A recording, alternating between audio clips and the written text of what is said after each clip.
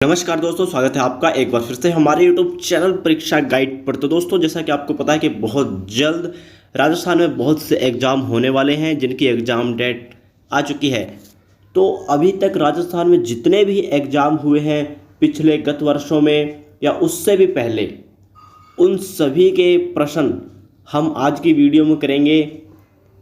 आप सभी को पता है जो प्रश्न पहले परीक्षाओं में पूछे जा चुके हैं उन प्रश्नों की क्या वैल्यू होती है, क्योंकि उन्हीं के आधार पर आने वाली परीक्षाओं के लिए प्रश्न तैयार होते हैं। तो बिना किसी देरी के वीडियो करते हैं स्टार्ट। अगर आप हमारे यूट्यूब चैनल पर पहली बार आ रहे हैं, इसे सब्सक्राइब कर जरूर जाएं।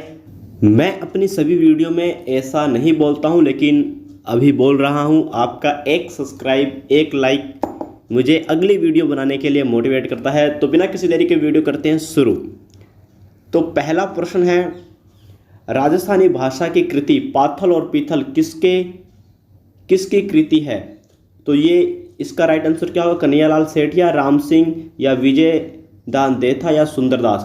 तो इसका राइट आंसर होगा कन्हैयालाल सेठिया।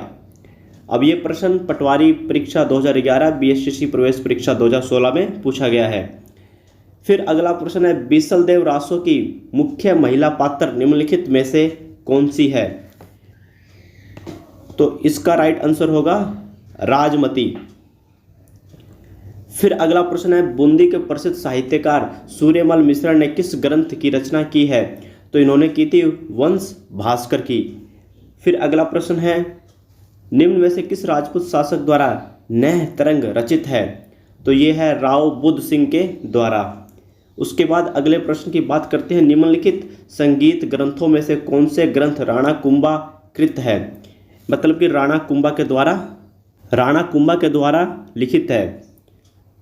तो इसमें देखिए, निम्नलिखित दिए गए कूटों का प्रयोग कर सही उत्तर का चयन करें। तो इसका राइट आंसर क्या होना चाहिए?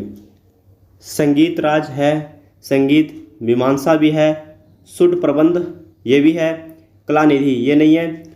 तो इसका जो राइट आंसर होगा ये होगा 3 नंबर ऑप्शन ए, बी और सी। फिर अगला प्रश्न है, निम्न में से कौन सा युगम सुमेलित नहीं है? मतलब कि सही नहीं है। हाला झालारी कुंडलिया, ईश्वरदास बारट, गुण भाषा, हेमकवि, महादेवी पार्वती रिवेली, शिवदास गार्डन? तो सी ये गलत है। इसका राइट आंसर क्या होगा? महादेवी पार्वती रिवेली की रचना कवि साया झूला ने की थी। अगला प्रश्न है, स्वामी दयानंद सरस्वती के सुप्रसिद्ध ग्रंथ सत्य प्रकाश का प्रकाशन कहाँ हुआ था? तो ये हुआ था अजमेर में। फिर अगला प्रश्न है, राजपूतों पर अंग्रेज अफसर द्वारा रचा गया अत्यंत व्यापक प्रबंध किस पुस्तक को बताया जाता है? तो ये बताया जाता है annals and activity of Rajasthan, option number 4। फिर अगला प्रश्न है, किस प्रतिहार शासक के दरबार में प्रसिद्ध कवि राजशेखर थे? तो ये महिपाल के थे।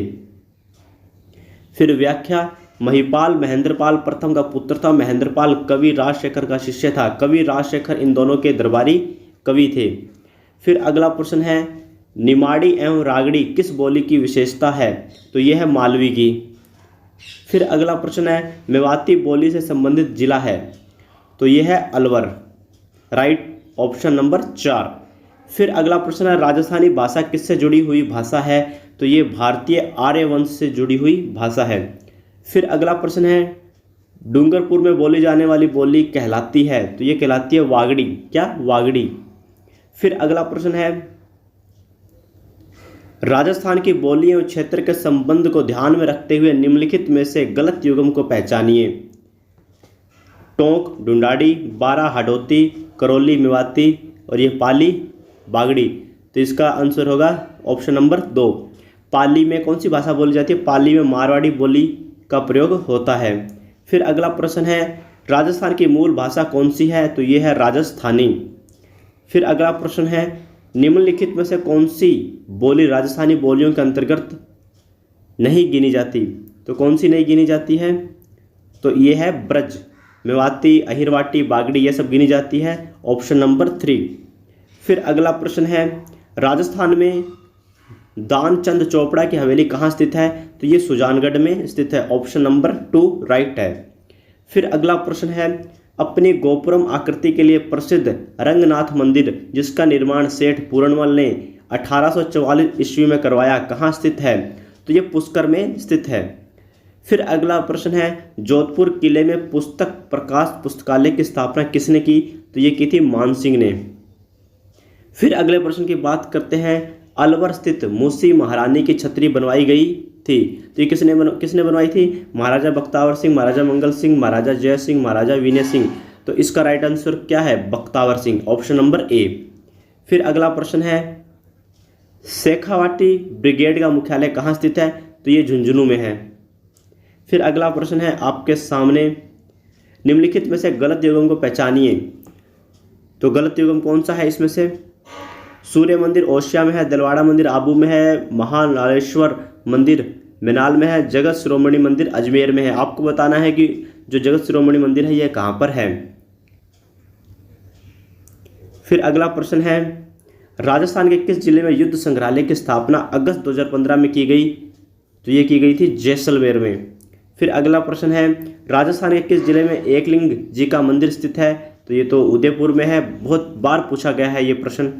फिर अगला प्रश्न है, खजुराहो मंदिर समूह के बारे में निम्न में से कौन सा कथन सही है? अब आपको बताना है कि कौन सा कथन इनमें से सही है। तो पहला है, चंदेला राजवंश के राजाओं द्वारा निर्मित है, परमार राजवंश के राजाओं द्वारा निर्मित है, भारतीय शिल्पकला की नागर शैली से निर्मित है या 9वीं सदी में निर्मित है। निम्न कोड का प्रयोग कर सही उत्तर चुनिए।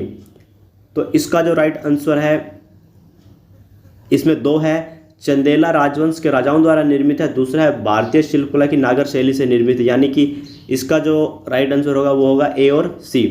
फिर अगला प्रश्न है, 84 खंबा छतरी के बारे में निम्नलिखित कथनों में से कौन सा कथन असत्य है? अब आपको बताना है कौन सा कथन असत्य है।